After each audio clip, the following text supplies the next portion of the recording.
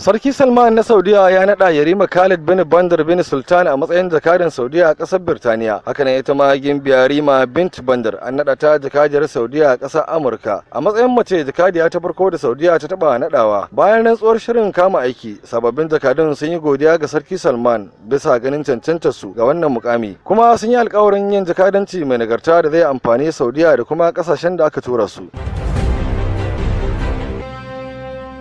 Hukumar kwastam ta ce za ta buɗe shafinta a yanar gizo daga ranar Laraba har zuwa mako uku domin ba da dama ga masu sha'awar aiki da ita domin su nemi damar cike guraben ayyuka 3,200 da hukumar ke da su. Hukumar ta ce tuni ta sami amincewar majalisar zartarwa ta ƙasa akan ɗaukar sabbin jami'ai da za su cike guraben ayyukanta ɓangarori daban-daban. Hukumar ta yi ƙarin hasken cewa ba ta da sanarwa makamanciyar wannan a manyan jaridun Najeriya guda 7, kuma ta ja kunnen jama'a da kar su amince da duk wani wanda ya buƙaci kuɗi a wurinsu. Hakanan su yi tara da shafukan bogi a yanar gizo da ke ikirarin suna da alaka da hukumar, don kuwa hukumar bata san da su ba.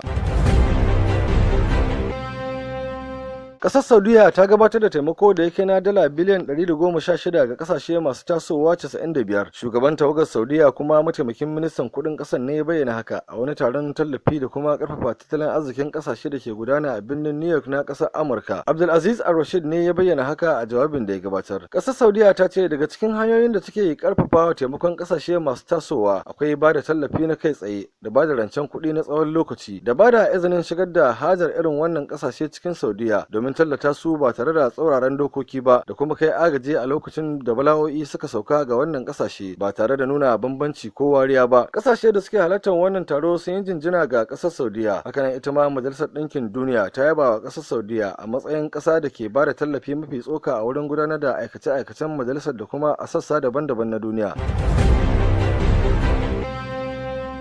Tarayyar Afirka ta goyi bayan masu zanga-zangar ganin sojoji a Sudan sun gaggauta mika mulki ga hannun farar hula. Tarayyar ta Afirka ta fitar da wata sanarwa inda ta yi Allah wadai da juyin mulkin a Sudan. Sannan ta ce dole ne sojoji su mika mulki ga farar hula cikin kwanaki 15 ko kuma tarayyar ta dakatar da wakilcin na Sudan a Tarayyar Afirka, sannan ta kakaba mata takunkumi. A wani taro da ya gudana a birnin Addis Ababa na kasar Habasha, inda can ne hedikwatar Tarayyar Afirka, masu ruwa da tsaki sun ce za su duba wanda za su zaɓa tare da goyon bayan al'ummar Sudan domin ba shi mukamin firaminista da zai jagoranci gwamnatin riƙon ƙwarya da za ta shirya nagartaccen zaɓe da kowa zai yi na'am da shi.